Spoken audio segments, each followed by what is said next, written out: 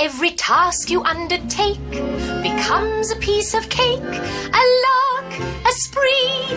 It's very clear to see that a spoonful of sugar helps the medicine go down. I was fortunate enough to have a gift, to be given a gift, which I did cherish, and I realized it was something special, and it gave me, in my very, very formative years, an identity, so to speak. But I did, in the early years, I traveled a lot and kind of paid my dues. I think for children who are interested, this is the question that I always get. If I want to be in the theater, or what do I do? And I always tell them that you never know when the most amazing surprise will float. You might get the most amazing offer any day, any time.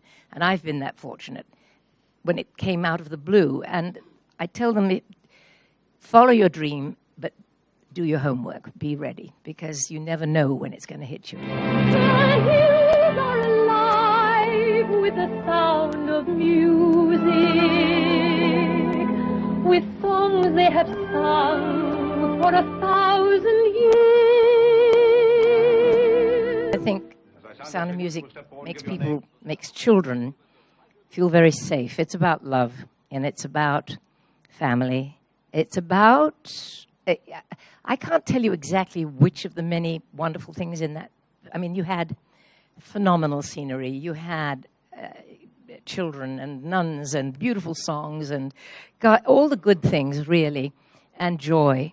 But as to which one of those things children love, I don't know. But I think it does make them feel very safe, very happy to be watching it, because you know it's going to have a happy ending anyway.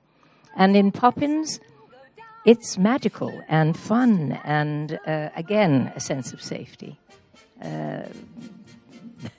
Mary's going to brook no nonsense from anybody.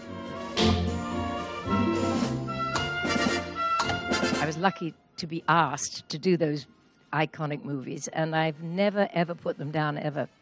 In as much as it may have stopped other people from looking at me in a different way sometimes, but I think my husband put paid to that when we married, so it was fine. Lisa! Friedrich! Louisa! We meet, not an enormous amount, but we keep in regular touch.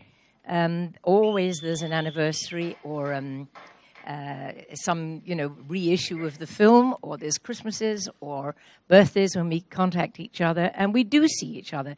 And I'm very close to all of them, believe it or not, every single one of them. It's supercalifragilisticexpialidocious, even though the sound of it is something quite atrocious. There's a lovely story about Sam, my daughter with whom I write, her little boy, and he was about 3, and she hadn't shown him anything because she wanted to wait and introduce him to it when he was a little more aware. But he went to a birthday party, and what would they show? Mary Poppins. So she came to collect him from the birthday party, and she found him standing very close to the screen, looking hugely puzzled. And this is absolutely true. And Emma knelt down beside him, and she said, do you think you know that lady? And he went, uh-huh. And she said, do you think it's somebody we know very well? And he couldn't answer. And she said, do you think maybe it's Granny Jules? And he went, oh, yes! And it was huge. And the next day, when I met him, it was like, hello, Granny Jules. I know something about you. It was so darling. And it was a little early, but he got it. Yeah.